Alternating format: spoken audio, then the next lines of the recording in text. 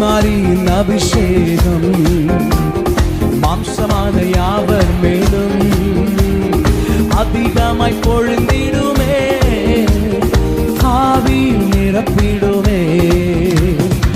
மாரியின் அபிஷேகம் மாம்சமான யாவர் மேலும் அதிகமாய் பொழிந்திடுமே, ஆவி நிரப்பிடும். கையை தட்டி சொல்லுங்க பார்க்கலாம்.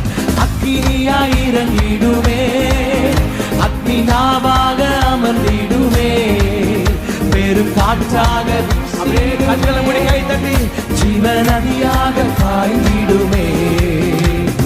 அக்கினியாய் இறங்கிடுமே, அக்னி நாவாக அமர்ந்திடுமே, பெரும் காற்றாக வீசிடுமே, ஜீவநதியாக ஆய்ந்திடுமே. மீண்டும் சொல்லுங்க கையை தட்டி.